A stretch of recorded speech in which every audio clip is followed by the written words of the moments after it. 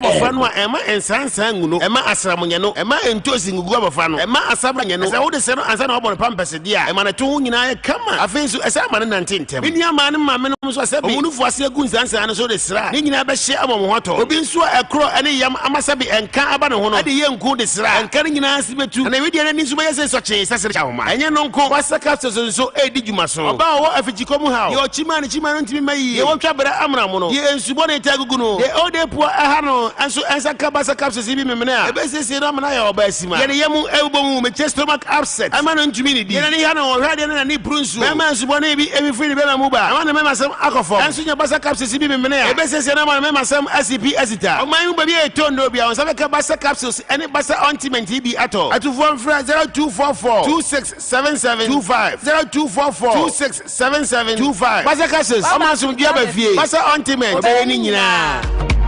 Sampanamo and say why best I offer internet data so nkoso kra eba beboa amayen dada sitina dwumadie akoso ye nyina di one dance say abefo fidi tentan so no bia di ni dwuma say ye dwuma kobi ana ankrankre me kanfo why best internet data e dia mawo e sa data we na tumi boa wo mofra mo musua dia ebra omombre ho why best ye internet data say wo use a eboa e ma wo phone no enya hwemro so sa internet data yi tumi boa ma wo sie sika bebre ewiase afena nyina internet no bia di ni dwuma sese ya hunu se abefo fidi tentan so na abaye ade a eka ye ho yi die na me kire se data ho behia amaye obia se obe use why best ye wo street wifi a ye available ye say pay as you go afọ so ye boso media no so utua na wa use se wo pese wunya emu nchemu bia frɛ ya wa ho turfo yi so 0200 777824 0200 777-824. After so ubetumi ahwehwe yen wo best.support@ybest.com. After so www.ybest.com. Say ye pay input we yen dada sitina mu ni on my Ghana ha dia. Ene yen use ybest data. Ybest we are say e dane ne ho a. Na wo so wa dane ho. Na wo so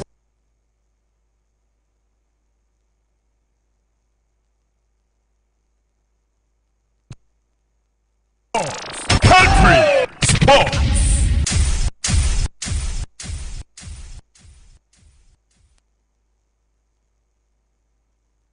The rulers of Ghana sports. Country Sports. Adigade abakade kumasi dum kekrede adwaba yamako wakasa bom wangraf wache komote abonklenke sports band na wutie no fafidie ne to Kumasi FM 104.1 aha ne tie country sports ehonum ne yeka ensempa na kirew ensem da no ehonum ne yeka kirew me say country sports ewo Kumasi FM panie to sumu kura yehunu ne yeka kirew asemo ebeka kirew no yenkobisa wo bia simple man atena se manke watena se Edmond watena se Judama otuatua krobia santimasi foreign sports no de brew amano nsemu obede ena ekro no somebody ka cho say yesu wo hono mo a Peter Memompa ye ka wasem nyina che yesu o ti ase aboa bia dore sade a osu aboa prako aboa bia dore sade osu prako munya din na muntie country sports ewo Kumasi 104.1 medase has been duly carried. Now we come to a very interesting part again, where we would want all your cooperation to support the board to do the job it's doing for you. First, let me acknowledge that, this board has stayed for too long.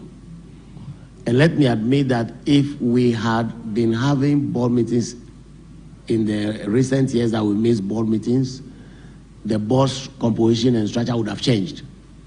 But unfortunately, because we've not had meetings, we've not been able to change the board structure. Kumasi FM. Ordinarily, as a person of the board members should be retiring and be offering themselves, if they want, for re-election. Kumasi FM has been duly carried. Now we come to a very interesting part again, where we would want all your cooperation to support the board to do the job it's doing for you. First, let me acknowledge that, this board has stayed for too long. And let me admit that if we had been having board meetings in the recent years that we missed board meetings, the board's composition and structure would have changed. But unfortunately, because we've not had meetings, we've not been able to change the board structure. Ordinarily, as a person of the board members should be retiring and be offering themselves, if they want, for re-election. As I had assured you, we want to have another board meeting early next year, and we have in our mind February. The financial head is here. I'm sure the accounts will be audited before the end of the year. We expect to finish auditing the accounts for 2022-23 before the end of the year. And if we do, we'll have another AGM in February. We want to be as current as possible. We can feel proud that our company is being managed very well. Of course, we hope that by then we would have also closed the rights issue, okay, and come here and celebrate, a debt-free or a near debt-free Accra Suffolk, okay. The special request I want to make of members is that we approve the continuation of the board members up to the next board meeting, up to the next AGM. You give us your mandate just for the next few months until the next AGM, so we can do the proper thing and restructure the entire board. Because we have not obtained from members we have not been able to work on the members who have to retire, and therefore ask them to, represent themselves for election. So what I'm trying to say, therefore, is that we all are offering ourselves for re-election, and I want you to give us that mandate just for the rest of the time until the next board meeting, when we will now see a complete restructuring of the board. What did I say? Well, okay, yeah, thank you. Next AGM, when we will restructure the entire board. This board is done quite a bit up to now. We want to see to the completion of Pobiman, and apart from a few of the contractors who have disappointed us, the whole idea this time is that we can celebrate Pobiman and the head office come 11th November. Yes, when you go there, the security gates are almost completed. The security buildings, the security posts are almost completed for the two main gates. The two smaller gates, they don't have security posts, only the small gates. But the main two main gates, the old one that we were using when we were building the residence and the offices, KUMASI104.1FM. The security post is virtually done, and the same with the main gate when you're coming from the main road. The gates themselves, the metal gates, are all already done. Now they're going to put them on the rollers so they can roll, We want to get all of these things done ideally so we can celebrate the two projects, Pobiman and head office, come 11th November. As that we just honor this board with the opportunity to celebrate this project, and then the term of the board, comes to close next AGM. So next AGM, the board members will be voting for new board members that will be proposing. So if this makes sense, what I want is that someone who supports this idea wants to, propose acceptance of this resolution will rise and propose, and then we vote, and Has so yeah. Has Zudini. Okay. Goalkeeper better has poem Sunday Bob Fnono. Which one are you? You obey Sabe Taliban. What's about you? That day, what them who said, what Japanese over them. They say, good, yeah, ever funo has a full goalkeeper. Richard Attarich, what are you? KUMASI FM. I was with the view that in the course of your explanation, we could get something out of the partnership immediately concerning a coach, a top-notch coach, and not this one that we have. Thank you very much. Well, I said it briefly that they had made offers under which they would bear a lot of the cost. KUMASI FM. You know, some of these details you can't present now. No. Absolutely no. Some of these details we cannot present now. But that's why I put it very roughly, that in one case, they've offered, they will send, some expertise to us where they bear the bulk of the cost. They ask, how much can you guys afford? We've been extremely adventurous in trying to get the best coach we can have. There's one case of one of the most renowned former footballers whose name would ring back anywhere, who was interested in the crowds of folk, but of course not connected with Over Cincinnati. And what they wanted a month was very much northwards, So we've been working really hard on these matters. You see, but let me say this though.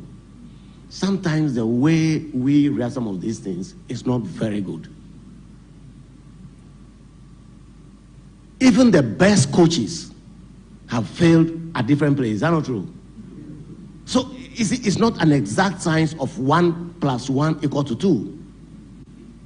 How many coaches has Chelsea had for the past since 2010? Who knows? Chelsea. Those of you are Chelsea fans.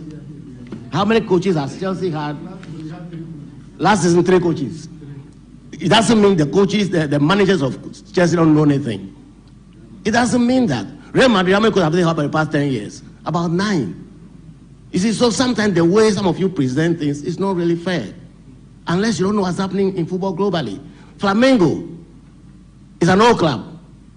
They've had 23 coaches since 2010. We here also know what we are doing. 23 coaches. Flamengo, since 2010. You can talk Man United. KUMASI FM.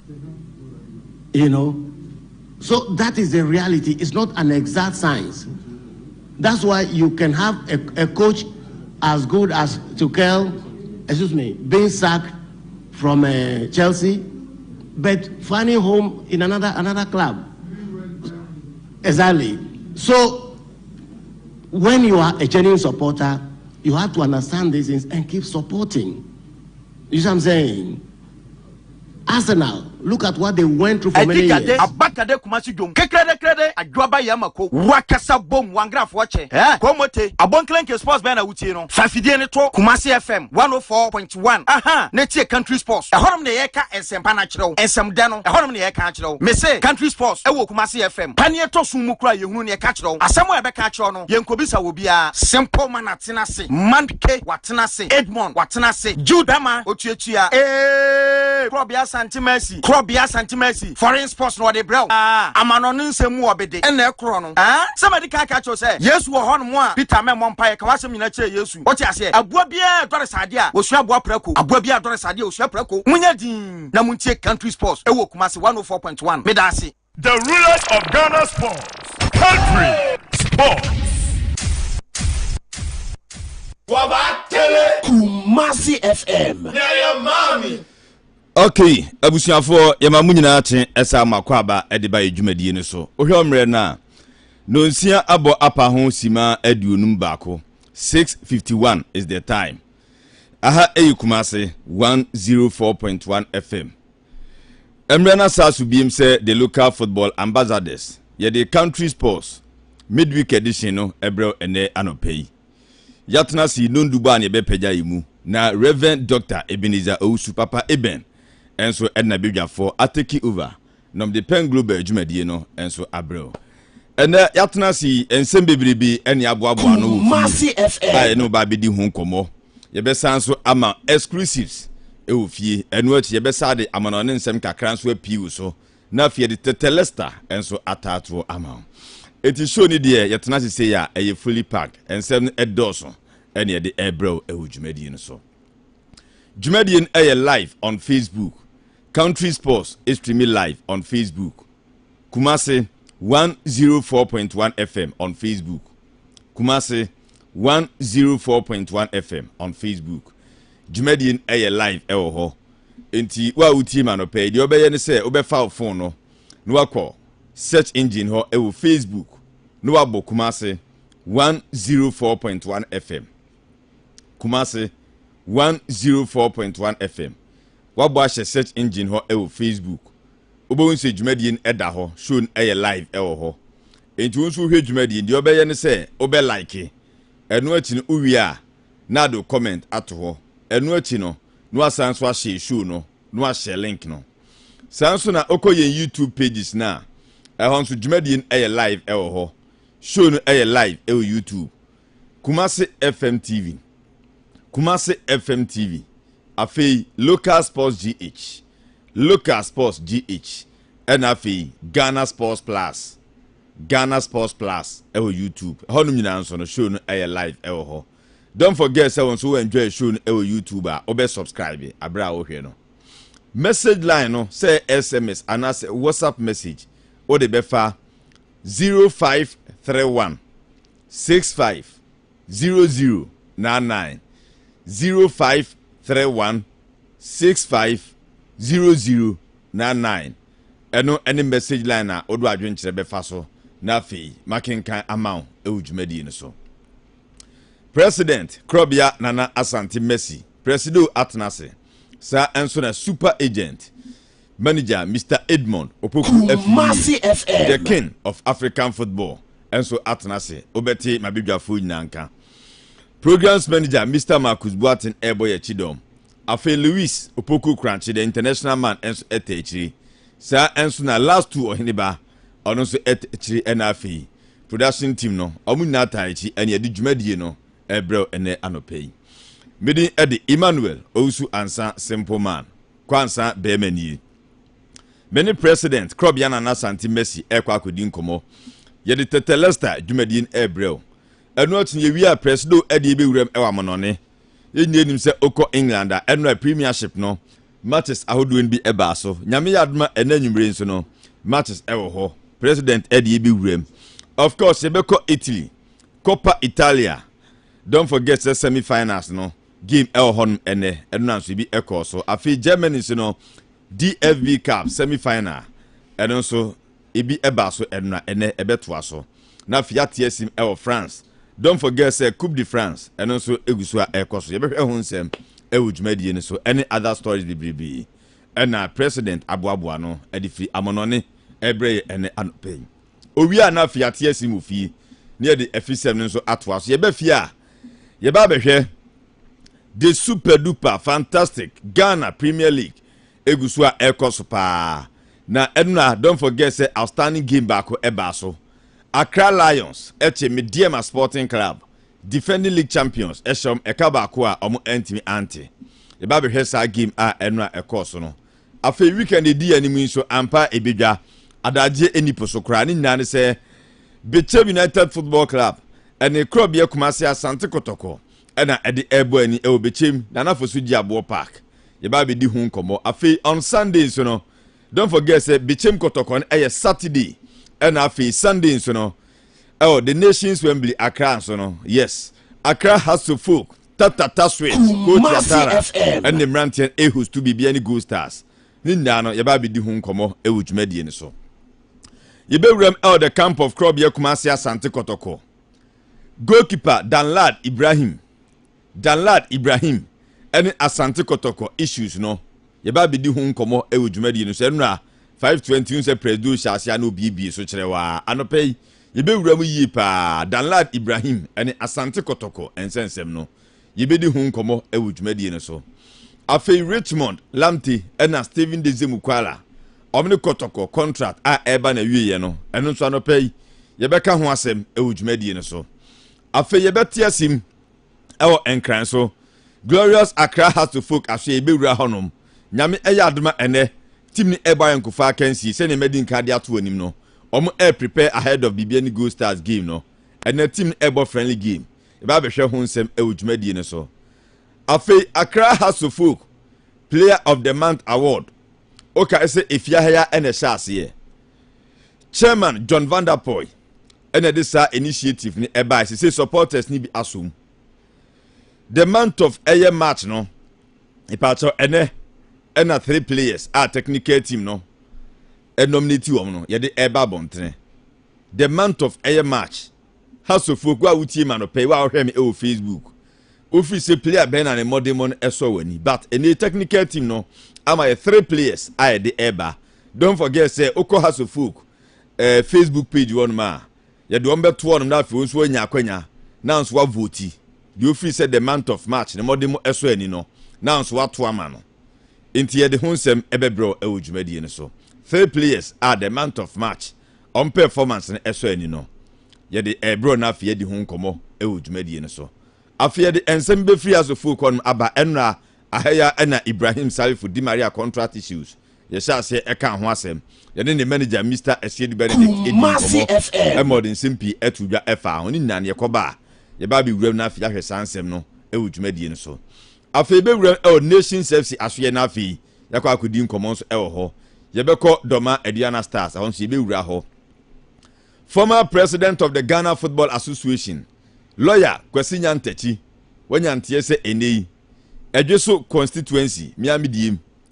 oba be pre MP e wo ho NPP dimu na enum no na lawyer egusu a okasa no de nsem atudwa afa Ghana football ho Ghana football state no former president of the Ghana Football Association lawyer Kwesi Nyantachi akasa afa ho ni nna no ye ba behwe ho nsem e wodwumadie ne so abusuafo nkomo ne dɔɔso bebiri eka wi mu ho ene aboaboa no ayede ebro enano pay ewo kumase 104.1 FM country sports so once again Facebook address no kumase 104.1 FM kumase 104.1 FM o join here on Facebook oba o like dwumadi ni wi a jaw comment eto ho o wi a sanso show no share link no na bibia enye kama Sami dia mini president Krobia na Santi Messi ekwa akudi nkomo edigade abakade kumasi dwom kekrede adwaba yamako wakasa bom wangrafo wache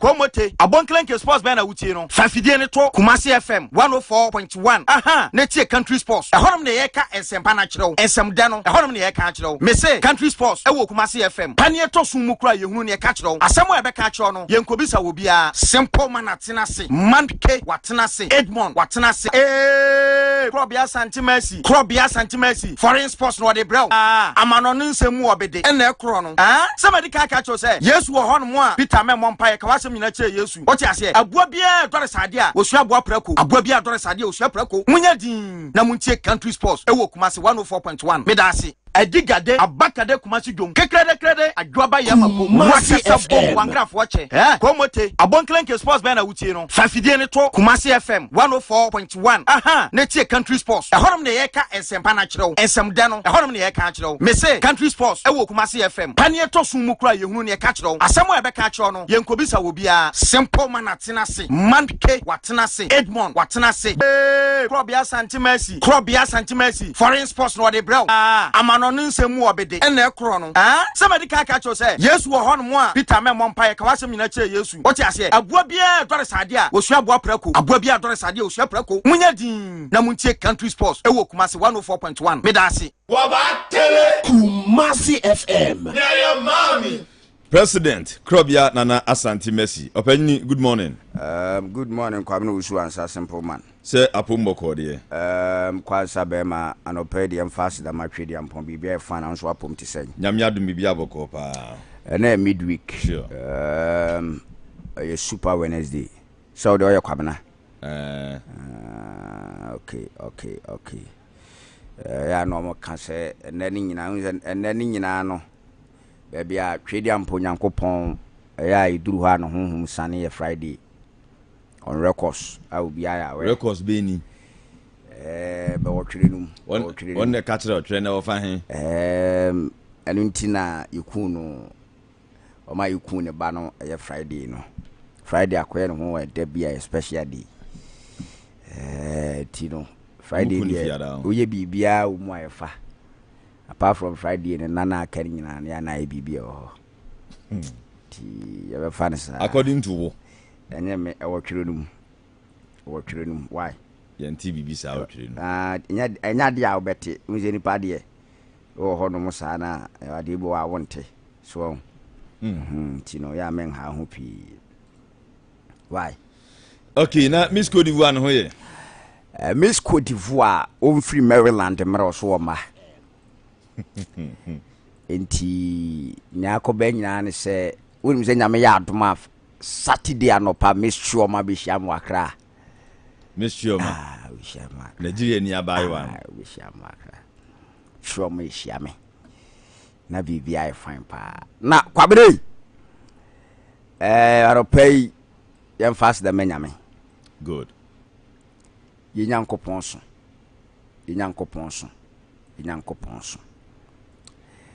We ya we say enche omani panyini. Anado. That be me. So no mind panyini. You didn't say na yake. Omani na goodie mu nsem panyini. Sa goodie mu nsem na ipe. That be say the FIFA say Ghana football report mami. Now I didn't am je doctor. We ask me back to I didn't am the doctor mami no. He say also man football report mami. He say me FIFA name sini. Awu krum ha. Why? Inti ya mema rem fisa ade no. He say wo address me afa FIFA name sini yura doctor. Why? Ya menu nyina amra. FIFA name sini ya menu nyina amra. Why? Mina mi si FIFA name kroma. Ya said me how man bia no agudi ho nsem report mami. Sa. Na bibia nya fine pa. Kwabena that's sorry ye text messages any me Gmail mu messages bia ba nipa bi threat me one threat momo say o mate say na me ya aduma weekend so me pie mu o enkrampumpu mantemu na nipa bia ma message say me wura mu wo ho no mo dia me make sure say me de wo mu team ne be kwa akon nim club kro utie our more supporters mam sa signal no mam sa message no ba ma wo more supporters ne nya we say utie machines no medicine $5 million and a toy dollars and am the toy to be ntimi hye mera ma machine no utie Friday machine be class or do be kwakon tie Friday machine no yi class or do mo kwakon weekends we messages no ma me hwim I mean family you hear back. Nyankrofo ne de ba ire omo treatment. Omo treatment. Me ma wo mfu ani hwem. Because bia na oboa. As hwan, wo ye hwan. Pese me hu di brenti a wo pe me messages ahwem. Asma aka no me new.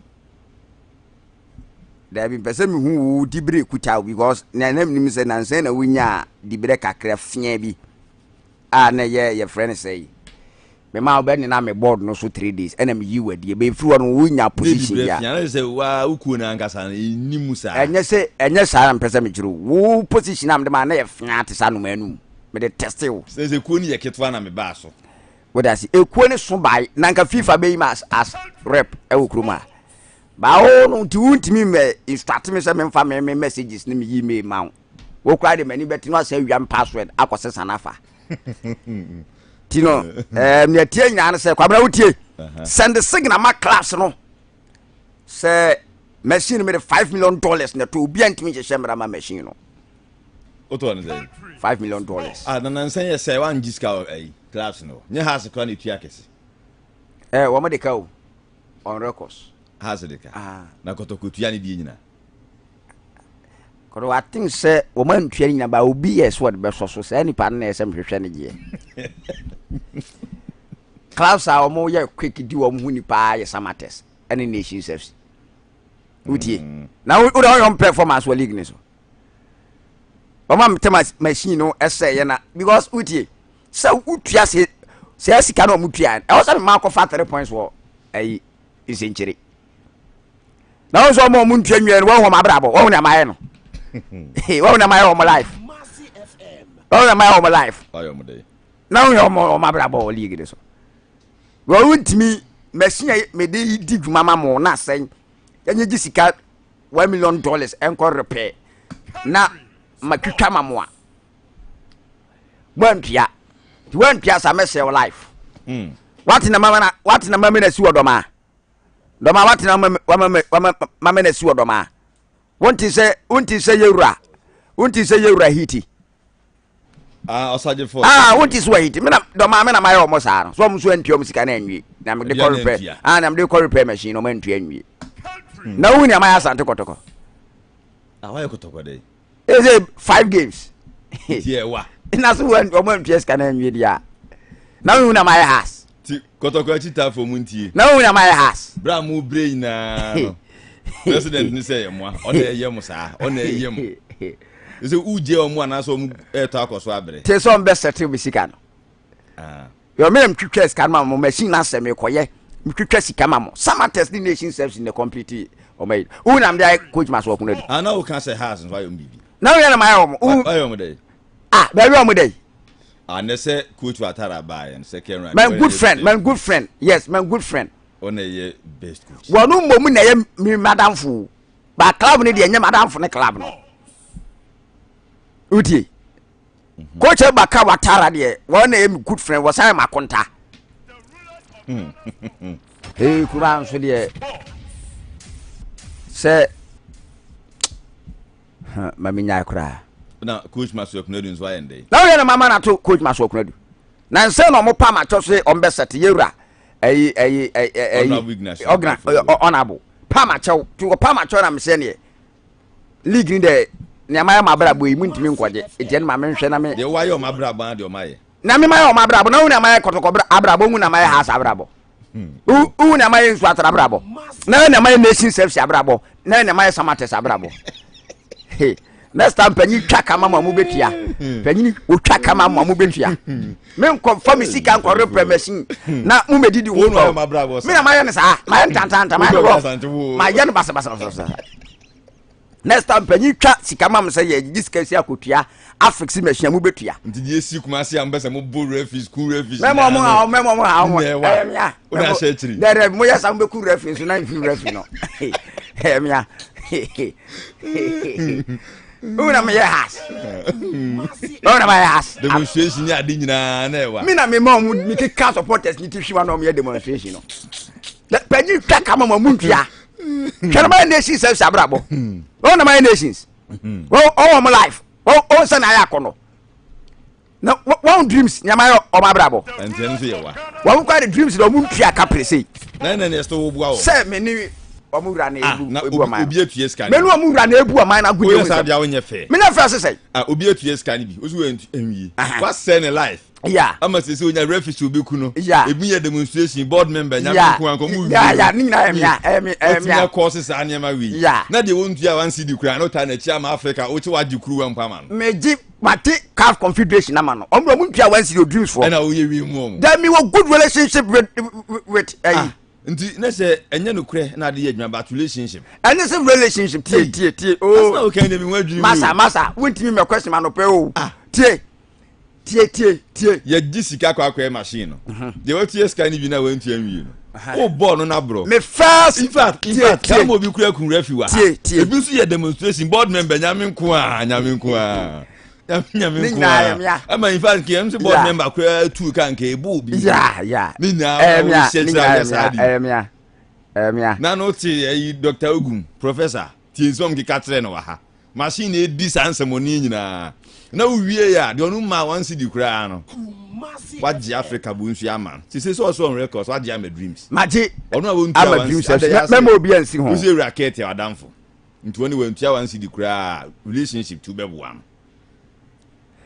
de ntia ye racket utie me ko fa machine ba afoforo na e wo se calf any Ghana football association Jimmy Tum e ma me lances ma me do operate why na de man winning sika na wo se metua for sa registration no in fact say me pese me wura mu calf kura no why na ball kwa to wo ma me kwa dra so ma de wo a obi ye bibi mo announce why bibi asenen munyam tie na why bibi ya dai asenen munyam etie raka samuno kekwa place awroway amame to the standard and the FIFA dimatum ama FIFA ya me rep komo a ene ye racket kran or report amame o shemase na de kwamena nipa boaw amene okwa wasa be di ni so a se bibia bokode bibia fine we na bibi nse na munyam eti dreams de omuntwawe but the omuntwawe no eye because yewra ket aboame hantina me yes adna sin by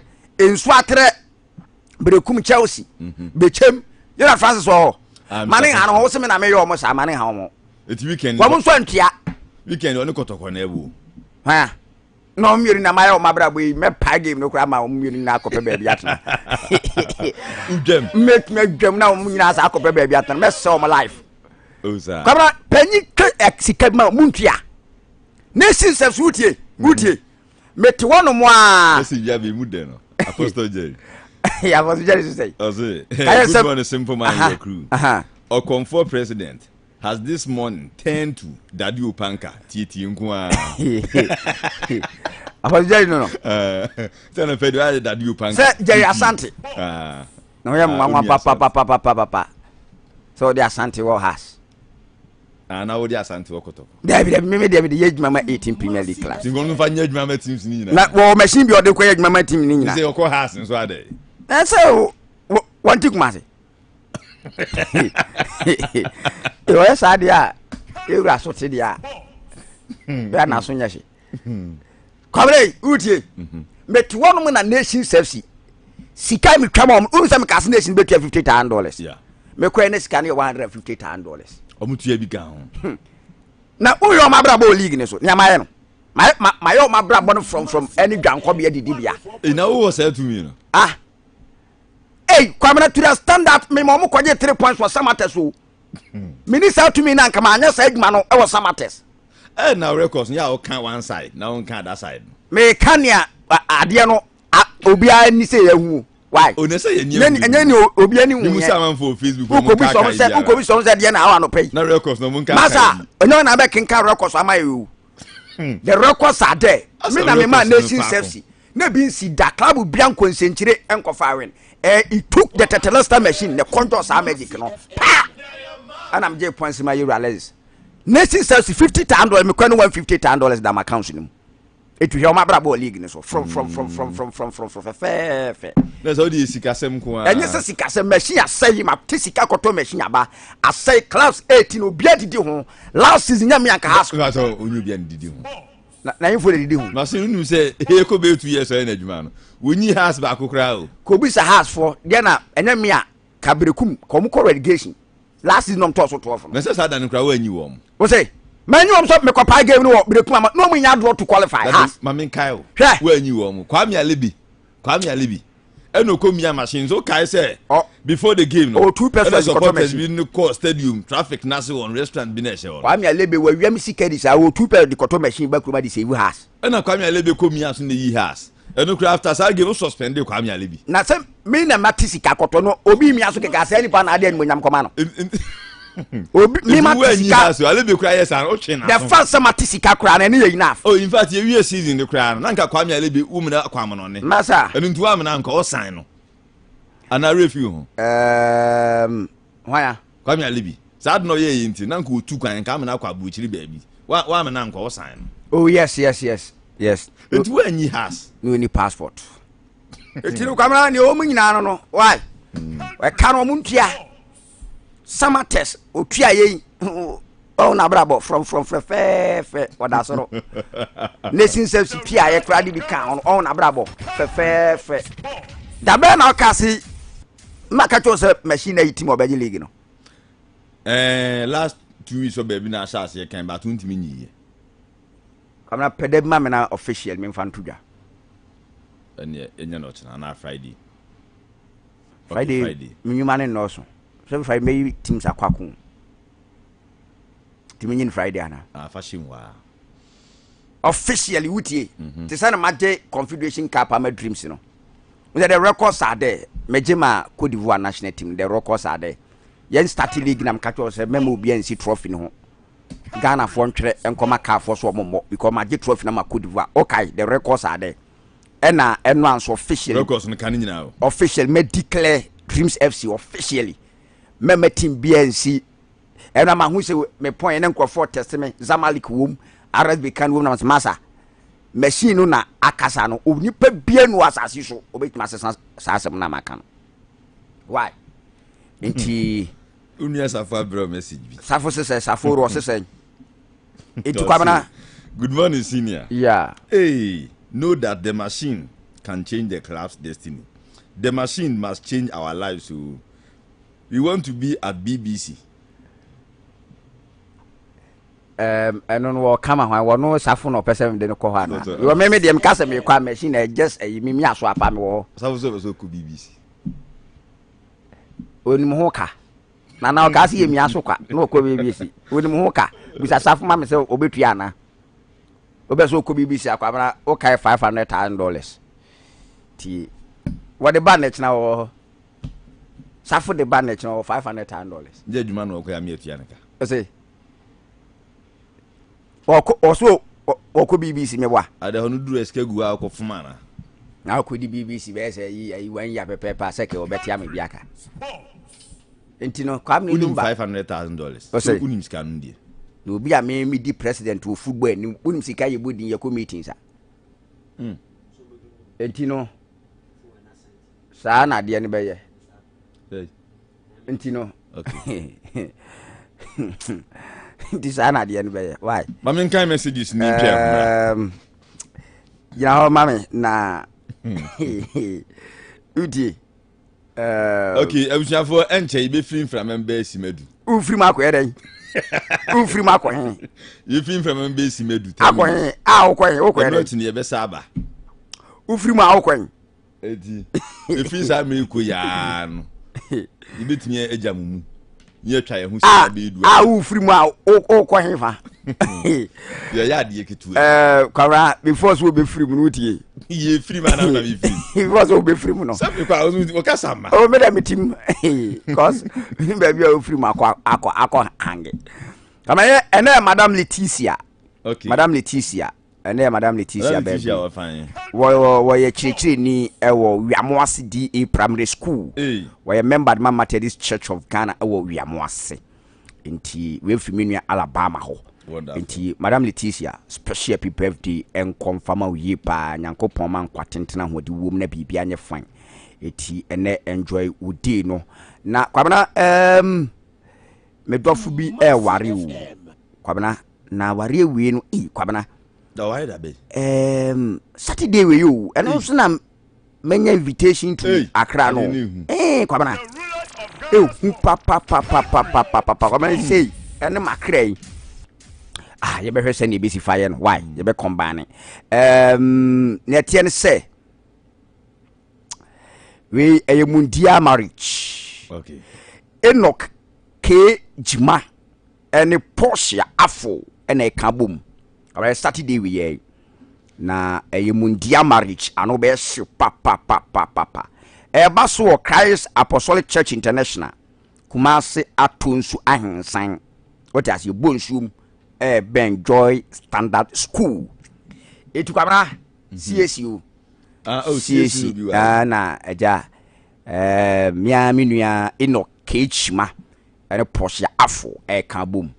Ye Saturday we chese minim se moyi na ready esen kamre to so ma me pepe we na bibia ye fine pa nti ya ware ano be din papa wo Christ Apostolic Church International. Okay. Ti ye mo happy marriage in advance na bibia nso enye fine yi pa na wunya nko ye kwa mo ne da so no.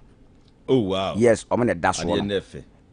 Incoming awarefo onom na edaso no incoming awarefo na edaso so dem wie ya na to aso ade na de bia maye obi de bia na wode me de to aso na no ada na me nam social media na nkopie su no mo se obi ho no ma da bia obi ware a wote ho no se ba sa dia one canopies no difference bia onya sure so wa na odidi matema no de me da kasa atreo de bi misuro kura fere unse me wo so much respect am ntimi nyesa Me sure so much respect, mama. Count me kasa me ne canopy say. Why? Naked man. On the cancer say. Me am na. Or the message there was here na me fi. Man, we dey jai dum phone. Eti yera eno ke juma any Porscheafo. Ye mamu aware so in advance pa na bibia enye fine. Na kwamna e say ukuja masore kakra o. Kwamna in fact wa sore konye. Enye sese. Wa sore konye kra. Da be na me frɛ wa na so wa so dem no. Nanu ye. Last, you call Easter year muno. I'm actually I'm just next Sunday area. Okay. Hey, come not here sorry there. Be who wow here sorry them they be who. Come over Janu war. Marcus Krakwa sorry. Fruit of Elisha Ministry. Fruit of Elisha Ministry. Okay. House of Solution Center. Na all believers prayer meetings and betuga. Mi ankasa me papa. Udem. Mi ankasa me papa Papa Elisha and the best spearhead the attack and papa ne that's one Papa Elisha and the best spearhead the attack. Wonderful. Inti this and every Friday 6:30 p.m. sharp our Friday school park. Good. And all believers prayer meetings no for Papa Elisha and a beshia boom inti kwabana sana saying Sunday will make me proud say what you saw them no koswa na yenkohia Papa Elisha na yenkobo empire na bibia enye fine why na me feed here o se yenkwa me yes papa so de twedi ampunyankopon sa wo no so why no ma boni bi wo ho be kle say na disrespect president no obekle sa no mani nyina afi wani so na wo di bu ama me fi na kro nti yencha papa say na za no mani nyina bi dwane me wa no ne ho asem na wo ken say no di machine ye for ana gi bribe ni adi na say ni na papa be bu ama afiri ho no mana aye twa so na say wo be free from afiri wo free market kan. Okay. Sir Calculus, I say good morning, Kwanza Bema, simple man. I'm watching live and clear inside Kokofu General Hospital. My one and only president,